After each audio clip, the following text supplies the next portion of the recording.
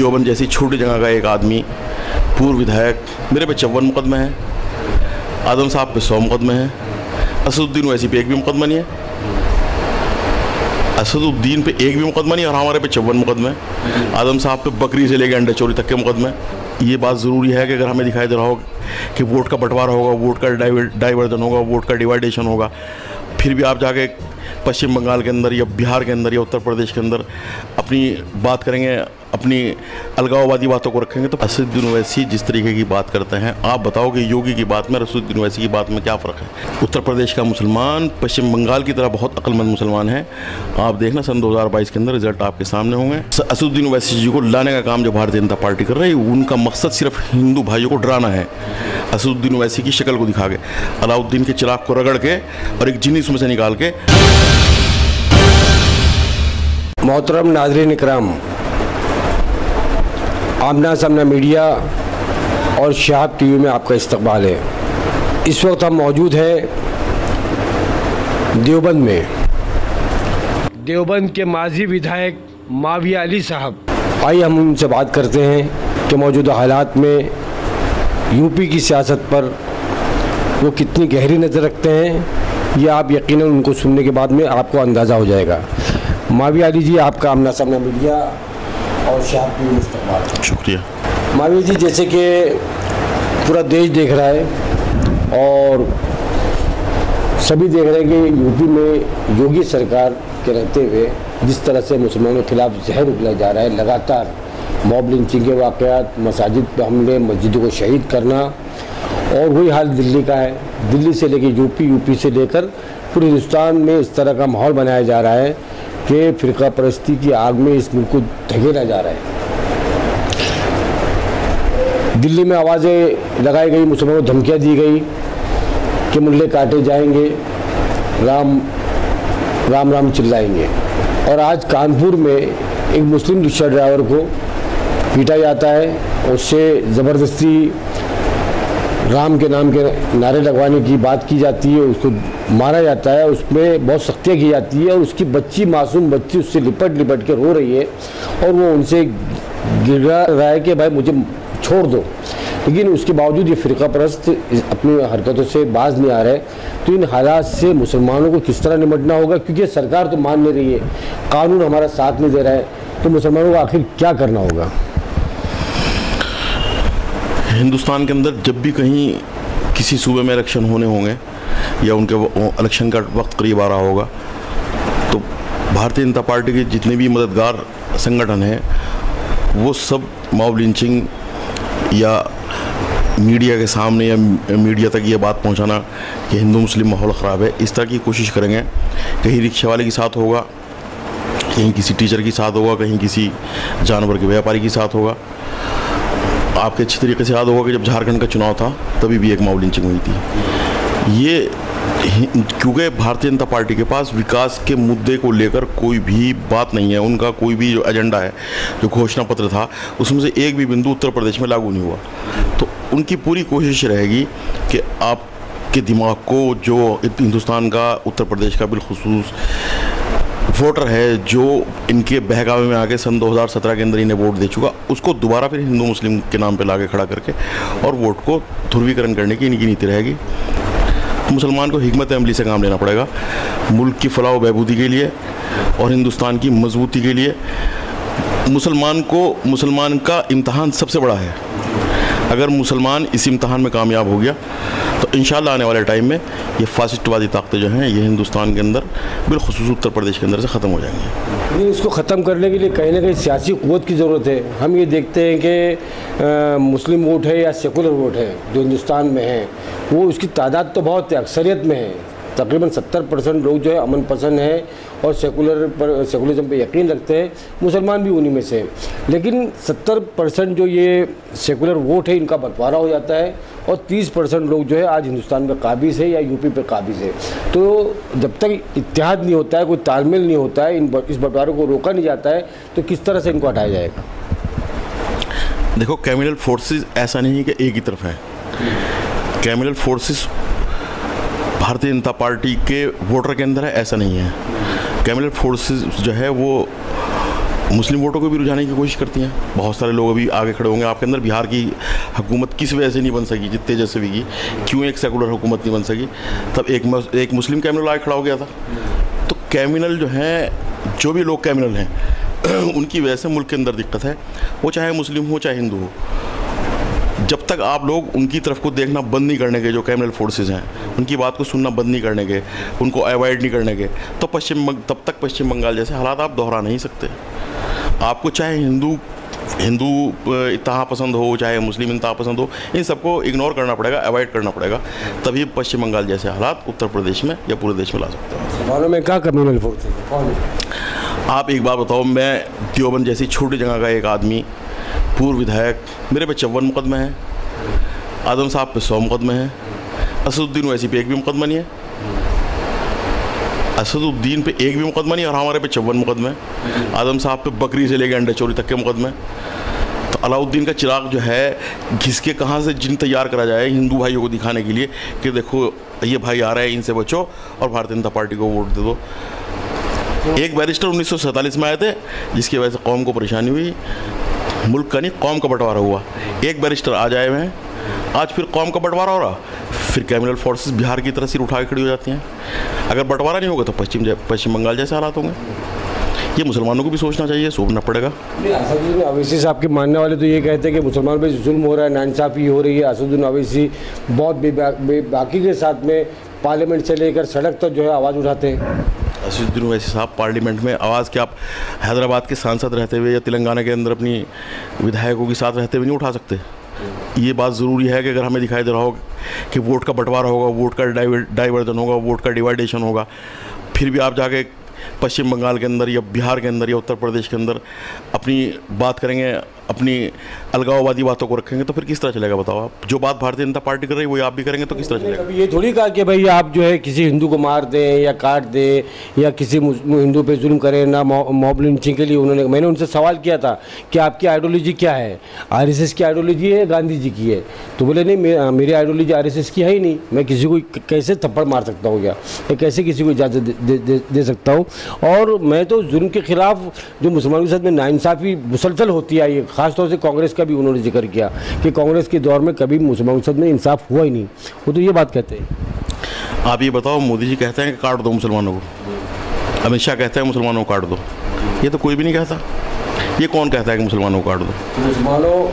आम मुसलमानों ने असदुद्दीन ओवैसी के किसी इस तरह के बयान पर अमल कहाँ किया? असदुद्दीन ओवैसी जिस तरीके की बात करते हैं, आप बताओ कि योगी की बात में असदुद्दीन ओवैसी की बात में क्या फ़र्क है? आपकी पार्टी का नाम all India Muslim Ittehadul Muslimeen है, तो आप डेमोक्रेटिक, आप सेकुलर कहाँ से हो गए? आप मुसलमानों की इत्तेहाद की बात कर रहे हैं और उत्तर प्रदेश जैसे या हिंदुस्तान जैसे मुल्क के अंदर कर रहा है जहाँ से आपकी आबादी 17% है, तो मुसलमानों का इत्तेहाद करके आप क्या इस सेकुलर पार्ट से अलग नहीं हो जाएंगे? आप पूरे मुल्क के इत्तेहाद की बात करो। जब आपकी पार्टी का नाम ही, आप बताओ, सेकुलर नाम है, ये all India Muslim Ittehadul Muslimeen, ये सेकुलर नाम है। नहीं, जिस तरह सरकारों को अपनी पार्टी बनाने का हक है तो मुसलमानों को भी तो हक है। तो हिंदू महासभा को भी हिंदुस्तान के अंदर सरकार बनाने का हक है। हिंदू महासभा क्यों नहीं बना सकती? फिर उससे हमें क्या एलर्जी है? हिंदू महासभा आरएसएस की सरकार तो है ना। आज तक हिंदुस्तान के हिंदुओं ने भी हिंदू महासभा की एक से ज़्यादा सीट नहीं आने दी, और आप बेफिक्र हैं 1-2 से ज़्यादा मुस्लिम इत्तेहादुल मुस्लिमीन की भी नहीं आने देने के हिंदुस्तान के लोग। यूपी में उन्होंने 100 सीट लड़ाने की बात की है, तो क्या मुसलमान उनको घास नहीं डालेंगे? उत्तर प्रदेश का मुसलमान पश्चिम बंगाल की तरह बहुत अक्लमंद मुसलमान है। आप देखना सन 2022 के अंदर रिजल्ट आपके सामने होंगे। उत्तर प्रदेश के अंदर असदुद्दीन ओवैसी जी को लाने का काम जो भारतीय जनता पार्टी कर रही है, उनका मकसद सिर्फ हिंदू भाइयों को डराना है। असदुद्दीन ओवैसी की शक्ल को दिखा के, अलाउद्दीन के चिराग को रगड़ के और एक जिन्नी उसमें से निकाल के उनको डराना है। हिंदुस्तान का हिंदू भाई भी और मुसलमान भाई भी उत्तर प्रदेश का समझ चुका कि इनके पास सिर्फ हिंदू मुसलमान को लड़ाने के अलावा कोई काम नहीं है। वो कहीं असदुद्दीन को खड़ा कर देंगे, कहीं दूसरी कैमिनल पॉलिसी ले आएंगे। इसलिए हिंदुस्तान का, यूपी का मुसलमान एकजा है। विकास के नाम पे वोट पड़ेगा, पढ़ाई के नाम पे वोट पड़ेगा, स्वास्थ्य के नाम पे वोट पड़ेगा। यहाँ से लड़ाई दंगों के नाम पे वोट नहीं पड़ने वाला है। महावीर जी, आप जिस तरह से कांग्रेस के विधायक थे, उसके बाद में कांग्रेस पार्टी को आपने छोड़ दिया, तो समाजवादी पार्टी में आप किस लिए आए? क्या आपको लगा कि समाजवादी पार्टी में मैं अच्छा रह कर के यहाँ काम कर सकता हूँ? मैं 1993 जब युवजन सभा का गठन हुआ, उस समय से समाजवादी पार्टी में था और आज तक समाजवादी पार्टी में। बीच में सन 2016 में जब ज़िमनी चुनाव हुए यूपी के देवबंद विधानसभा में। तो उस टाइम तकरीबन कांग्रेस और समाजवादी पार्टी का अलायंस आपस में हो रहा था और 17 का चुनाव भी दोनों ने साथ में लड़ा था। तो उस समय मैं 7-8 महीने के लिए कांग्रेस से विधायक चुना गया था। वो वजह क्या थी? वो क्योंकि लोकल के हालात थे, एक ही सीट पे इलेक्शन होना था और इस तरह के मतलब देवबंद विधानसभा के माहौल बना के भाई चुनावों का लड़ना ज़रूरी है। और कुछ सतही पे देवबंद की सतह पे जो था इस तरह की ज़रूरत महसूस की जाती है। सियासी हालात कुछ इस तरह के हो गए थे। जी हाँ, आपने आजम खान साहब की बात की। आजम खान साहब को जिस तरह से निशाना बनाया गया है और आजम खान साहब पर बेशुमार मुकदमे दायर कर दिए गए। जौहर यूनिवर्सिटी उन्होंने जो बनाई वो भी फिरका परस्तों के निशाने पे है, बीजेपी के निशाने पर है। लेकिन आजम खान की जितनी मदद समाजवादी पार्टी के मुखिया मुलायम सिंह जी, अखिलेश यादव करनी चाहिए थी, कहीं किसी ने नहीं किया। ना उनके लिए हिमायत में कोई आंदोलन किया गया जिस तरह से होना चाहिए था। बहुत ही रस्मी तौर पर कुछ एहतजाज हुआ लेकिन पूरा सपोर्ट उनको नहीं मिला। हमें ऐसा लगता है इस तरह के सवाल लोगों के बीच में भी है। इस पर आप क्या कहना चाहिए? All India Muslim Ittehadul Muslimeen Uttar Pradesh के अंदर आने का रास्ता आजम साहब के ज़रिए ढूंढ रही। आजम साहब समाजवादी पार्टी के सेकुलर नेता हैं। आजम साहब के लिए समाजवादी पार्टी ने पूरी ताकत लगा के कोशिश की कि आजम साहब को जल्द से जल्द जमानत हो सके। रामपुर खुद राष्ट्रीय अध्यक्ष अखिलेश यादव जी 2-2, 3-3 बार गए, अस्पताल से मिलने के लिए गए, अच्छे से अच्छे डॉक्टर उनको फराहम कराए गए, सुप्रीम कोर्ट में वकील किए गए और उसके अलावा भी जितनी तदाबीरें हो सकती थीं आजम साहब को रिहा कराने की वो सब की। और खुदा का शुक्र है कि वो उन सब तदाबीरों का असर है कि जल्द ही आजम साहब आपके हमारे बीच में होंगे। आजम साहब की पैरवी आज वो लोग कर रहे हैं हैदराबाद वाले कि जो आजम साहब को पानी पी पी करके गालियाँ देते थे। उत्तर प्रदेश के अंदर घुसने का उनके पास अपनी तो कोई ज़मीन है नहीं, तो आजम साहब के कंधे पे सवार होकर के उत्तर प्रदेश में घुसना चाहते हैं।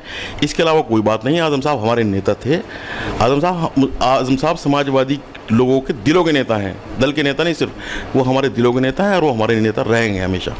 आजम खान साहब को किस जुर्म की सज़ा दी जा रही है? मुसलमान होने की, या उन्होंने जौहर यूनिवर्सिटी कायम कर दी इसकी, या मुसलमानों के हक़ में उन्होंने बोला, बेबाकी से बोला? आप क्या समझते इस बारे में? आजम साहब ने जौहर यूनिवर्सिटी कायम की समाजवादी की सरकार के अंदर जो है उसका बिल आया। दूसरी समाजवादी पार्टी की सरकार के अंदर जब दोबारा सरकार बनी उसके अंदर बहुत मजबूती से जौहर यूनिवर्सिटी के अंदर काम हुआ। आप ये समझ लो कि हर एक हिंदुस्तान के अंदर ये दौर ऐसा है कि सेकुलर आदमी को सज़ा मिली और जितने कैमरल आदमी थे वो फलते फूलते रहे। तो ये सज़ा का दौर है, ये इम्तहान का दौर है। हर देश, हर जगह, हर हुकूमत, हर शहर, हर कुनबा, हर कबीला एक दौर से गुजरता है जो इम्तहान का दौर होता है। उस दौर से इस देश के सेकुलर लोग गुजर रहे हैं। इंशाल्लाह आने वाला टाइम लेकिन उन्हीं सेकुलर लोगों का होगा। किसान आंदोलन लगातार चल रहा है। आज कम से कम 9 से 10 महीने हो गए किसान सड़कों पर है। बहुत सारी बार जो है हुकूमत के साथ में बात हुई लेकिन नाकामयाब हो रही है।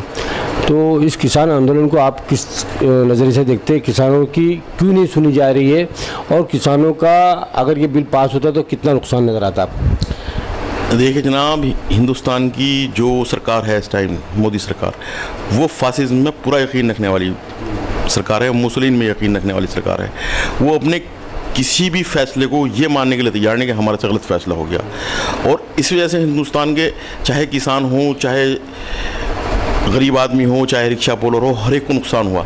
किसान जो है वो अपनी बात पे जायज़ मांग पे अड़ा हुआ है। अगर किसान ये करा कि एमएसपी को आप कंफर्म करोगे, एमएसपी होनी चाहिए, तो इसमें क्या दिक्कत की बात है? एमएसपी जब आपने लागू कर रखी तो उसको कंफर्म करो। अगर एमएसपी को कोई नहीं मानने का तो उसके खिलाफ कानूनी कार्रवाई होनी चाहिए। इस बात को तो कम से कम मान ले। इस बात के लिए भी मानने के लिए तैयार नहीं है। अगर किसान ये कह रहा कि बिल आपने बनाया था तो हमारे से मशवरा होना चाहिए था उसके अंदर, तो उसमें मशवरा करने में दोबारा क्या दिक्कत है? उसको मानने के लिए तैयार नहीं। ये सरकार जो है ये फासिस्ट लोगों की सरकार है और इनके अंदर कहीं ना कहीं हिटलर मुसलिन छुपा हुआ है। उसकी ही बिल्कुल जो आपके सामने है किसानों के आंदोलन को लेकर मामला, वो बिल्कुल जग जाहिर है, सबको पता है कि इन लोगों की गर्दनों में सरिये लगे हुए हैं। ये अपनी गर्दनों को झुकाना नहीं चाहते अगर गलती भी हो जाती है। ये पूरे देश को भेज देना चाहते हैं। पूरा देश प्राइवेट सेक्टर में जा रहा है। हिंदुस्तान की जो 49% आबादी है वो बैकवर्ड लोगों की है, बैकवर्ड क्लासेस के लोग हैं, उसके बाद दलित लोग हैं। आप देखोगे अगर पूरा रेलवे प्राइवेट सेक्टर में चला जाएगा तो बैकवर्ड क्लासेस 27% आरक्षण या टोटल मिला के 49% आरक्षण, ये इन लोगों का क्या होगा? लोगों की अभी बात समझ में धीरे धीरे आनी शुरू हो गई कि सामंतवादी सिस्टम दोबारा लागू किया जा रहा। हिंदुस्तान के अंदर पहले राजा महाराजा हुआ करते थे, पहले बड़ा एक राजा हुआ करता था, फिर उसके बाद छोटे छोटे राजा हुआ करते थे। तो बड़ा राजा अंबानी, उसके अडानी, उसके बाद छोटे छोटे राजा हैं। तो ये जो है सामंती सिस्टम पे वापसी भारत को लेके जाना चाह रहा है, पूंजीवादियों की सरकार है। और जो हमारी जनता है, जो हमारा अवाम है, अगर वो मैनिफेस्टो को उठा के देखना उसी टाइम शुरू कर देते जब सन 2019 का चुनाव हुआ तो ये दिक्कतें सामने ना होती। मैनिफेस्टो का एक भी भाग वो लागू करने के लिए तैयार नहीं। वो कहीं कैमिनल बात करने की ज़रूरत होगी तो कैमिनल बात करेंगे, कहीं उनको इस चीज़ की ज़रूरत होगी कहीं यहाँ गौकशी नहीं होनी चाहिए तो गौकशी रोकने की बात करेंगे, कहीं ज़रूरत होगी गौकशी होनी चाहिए गाँव में तो गौकशी करने की बात करेंगे। ये दो मुँहे सांप हैं, इनको गरीब आवाम को, किसान को निगलना है। पूंजीपतियों की साथ रह के ये सरकार चलना चाहती है। सारा आंदोलन जिस तरह से जारी है, पंजाब से लेकर दूर दूर से किसान आ रहे हैं, लेकिन हम ये देखते हैं कि उत्तर पश्चिमी जो इलाका है, आपका मुजफ्फरनगर है या देवबंद है, सहारनपुर है या देहरादून भी इसी में शायद मैं समझता हूँ आता है। तो लेकिन किसानों की वो ताकत या वो आंदोलन में वो नज़र नहीं आ रही, क्या बात है? या उनको नज़रअंदाज किया जा रहा है या राकेश टिकैत जो है सिर्फ अपने आप को बनवाना चाहते हैं? कि वो नेता यहाँ के कहाँ हैं? वो नहीं, किसान आंदोलन बखूबी जो एक तरतीब है, एजेंडा है, उसके हिसाब से चल रहा है। अगर बहुत ज़्यादा लोगों की ज़रूरत वहाँ होती है तो बहुत ज़्यादा लोग भी हमारे जितने भी दिल्ली के बॉर्डर हैं उस पर इकट्ठे हो जाते हैं। आवाज़ दी जाएगी तो आप लोग आगे बढ़ेंगे? आवाज़ जाएगी। पश्चिम उत्तर प्रदेश का एक एक बच्चा राकेश टिकैत के साथ आवाज़ से आवाज़ मिला के खड़ा होगा, क्योंकि किसान जो है वो अपनी मजदूरी खुद भी करता है, उसे अपनी फसल की पराई भी करनी है, अपनी फसल को भी बोना है, फसल को काटना भी है। तो वो एक हिकमत अमली के तहत कि किस टाइम कितने लोगों को बुलाना है, उस हिसाब से एक एजेंडा बना रखा है। राकेश टिकैत जी या जितने भी किसान संगठन के लोग हैं, जब जब कहते हैं हम लोग वहाँ पहुँच जाते हैं। मावे अली जी, मैं फिर उस मुद्दे पर आता हूँ कि मॉब लिंचिंग के वाक़यात हो रहे, सब कुछ हो रहे हैं, लेकिन समाजवादी पार्टी के कार्यकर्ता कभी मॉब लिंचिंग के खिलाफ या आप लोग नज़र नहीं आए कि आप लोगों ने कोई एहतजाज किया हो, आंदोलन किया हो? क्या वजह इसकी? मॉब लिंचिंग के खिलाफ हम लोग सदन में भी बोले और सड़कों पर भी रहे, देवबंद के अंदर सड़कों पर भी रहे, समाजवादी पार्टी के लोग और जगहों पर भी सड़कों पर भी रहे। बस मुसलमान को एक बात बहुत ज़्यादा ज़रूर सोचने की है कि हिंदुस्तान के अंदर सेकुलरिज्म कायम हो, सेकुलरिज्म कायम रहे। इसके लिए सबसे ज़्यादा अगर किसी को ज़रूरत है तो हिंदुस्तान की माइनॉरिटी को है, मुसलमान को है। उसको किस तरीके से बचाया जा सकता है, उनको उनके नबी ने रास्ता बता रखा कि किस तरीके से किस काम को किस तरह करना है। आज का दिन हिकमत अमली का दिन है। मैंने आपको बताया कि बूढ़ी औरत कूड़ा डालती थी नबी करीम पे और वो उसकी तबीयत पूछने जाते थे दौरे जहालत में। ये दौरे जहालत है, इसको समझने की ज़रूरत है। आने वाले 2022 में आप इलेक्शन लड़ेंगे? इंशाल्लाह पार्टी ने अगर मौका दिया तो इलेक्शन ज़रूर लड़ूंगा। देवबंद का विकास, आज भी विकास की बहुत ज़रूरत है, बेरोज़गारी बहुत ज़्यादा है, लोगों के पास में जो है नौकरी के ज़राए बहुत कम है, और चाहे वो प्राइवेट सेक्टर में हो या सरकारी सेक्टर में हो, कारोबार की हालत ख़राब है। तो देवबंद का विकास क्यों नहीं हो पा रहा है? बहुत सारी कमी आज भी है। जो मैं 3.5 साल चेयरमैन रहा, तो आप अगर कभी देवबंद आए हों स्टेशन से दारुल तक, तो स्टेशन से दारुल तक आने का रास्ता भी नहीं था। आज बहुत अच्छे रास्ते हैं, लैंप लगे हुए हैं। अगर कभी सहारनपुर से बाई बस आए होंगे, मुजफ्फरनगर गए होंगे, देवबंद उतरे होंगे तो कोई रास्ता नहीं था। आज ज़बरदस्त तरीके से शाहराह आज़म पे पूरी डबल लाइन की, ये समझ लो 4 लाइन की सड़क बनी हुई है, पुल बना हुआ है। ये सब समाजवादी के दौरे हुकूमत में हुआ, और इंशाल्लाह अगर समाजवादी पार्टी को खुदा ने फिर दोबारा उत्तर प्रदेश के अंदर काम करने का मौका दिया तो उस देवबंद के अंदर और भी बेहतर काम होगा। देख रहे हैं कि यूपी में लगातार बिजली का आना जाना चल रहा है, आँख मुचली खेल रही है, इसकी वजह क्या है? हमारी सरकार में सबसे ज़्यादा यूपी के अंदर बिजली खरीदी गई और बनाने के संयंत्र भी तैयार किए गए। ये सरकार जो है उल्टे सीधे जितने काम है उसके अंदर लगी रहे। ये सरकार काम पे ध्यान नहीं देती, तो थोड़ी दिक्कतें हैं, इंशाल्लाह दूर होंगी वो बिजली की आने जाने। बिल भी बहुत आ रहे हैं, सुना सबसे ज़्यादा पूरे हिंदुस्तान के अंदर बिजली का यूनिट सबसे ज़्यादा महंगा उत्तर प्रदेश में योगी सरकार ने किया हुआ है, और इंशाल्लाह हमारी सरकार आई तो हमारे मैनिफेस्टो में भी ये बात शामिल होगी कि हम बिजली के बिल को कम करेंगे। आप फिर से दोबारा विधायक बनते हैं, या देवबंद की नुमाइंदगी करते हैं, तो आपके सामने कौन से लक्ष्य होंगे कि आप उस पर ज़्यादा तवज्जो देंगे विकास को लेकर या देवबंद के विकास को लेकर, क्या आपके जहन में है? देखिएगा जनाब, सबसे ज़्यादा ज़रूरी प्यार मोहब्बत का कायम होना है। अगर प्यार मोहब्बत मुल्क के अंदर, देश के अंदर, देवबंद के अंदर, विधानसभा के अंदर, शहर के अंदर, मोहल्ले के अंदर कायम होगी तो विकास के 1000 रास्ते निकलेंगे। अगर प्यार मोहब्बत के अंदर खटास पैदा होगा तो विकास के सारे रास्ते ऑटोमेटिकली बंद हो जाएंगे। हम कोशिश ये कर रहे हैं कि प्यार का रास्ता खुले, मोहब्बत का रास्ता खुले। अगर इस्तेकामत होगी हिंदुस्तान के अंदर, उत्तर प्रदेश के अंदर, तो वो प्यार के रास्ते से होगी। प्यार का रास्ता खुलेगा तो विकास भी बहुत होगा। देवबंद में इस सीट पर जब आप ने इससे पहले भी इलेक्शन लड़ा है, इस बार फिर आप नुमाइंदगी करेंगे, आप समाजवादी पार्टी से, कांग्रेस भी कोई मुस्लिम कैंडिडेट दे देगी, फिर और हो सकता है MIM के उम्मीदवार भी यहाँ से खड़े हो जाए, इस तरह से काफ़ी मुसलमान जो है इलेक्शन लड़ेंगे, तब उस मुस्लिम वोटों के बंटवारे को आप किस तरह से रोकेंगे? देखिए जनाब, उत्तर प्रदेश ऐसी सियासत की जगह है, ऐसी स्टेट है कि जहाँ भारतीय जनता पार्टी के 503 उम्मीदवार खड़े होंगे। 403 उम्मीदवार वो जो भारतीय जनता पार्टी की लिस्ट में है, 100 उम्मीदवार वो जो MIM की लिस्ट में खड़े होंगे। 503 उम्मीदवार होंगे। अब देखना है कि मुसलमान इन 503 सीटों में कहाँ कहाँ अकल से काम लेता है, शऊर से काम लेता है, बेदारी से काम लेता है, इसको देखने की ज़रूरत है।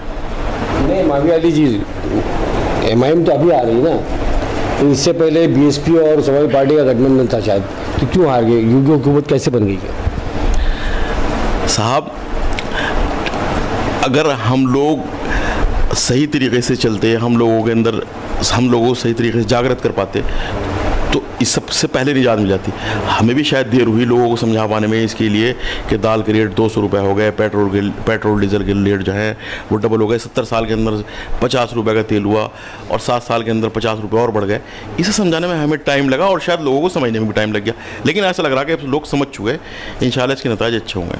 लोगों को समझ में आ गया, उनको अकल आ गई है। बिल्कुल अकल आ गई, लोग समझ गए कि लड़ाई से कोई फ़ायदा नहीं होने वाला। अगर लड़ाई से फ़ायदा होता तो सबसे ज़्यादा अफगानिस्तान को होता। बहुत देश तरक्की कर चुका होता अगर लड़ाई से होता। विकास की बात करेंगे सब लोग, प्यार की बात करेंगे तो इंशाल्लाह सब उत्तर प्रदेश का भला होगा, देश का भला होगा। बहुत बहुत शुक्रिया आमना सामना और शहाब TV से बात करने के लिए। ये थे नाजरीन देवबंद के एक साबिक विधायक मावी अली जी, जिनसे हमने बात की। आप सबका भी शुक्रिया, बहुत बहुत धन्यवाद। जय हिंद, जय भारत।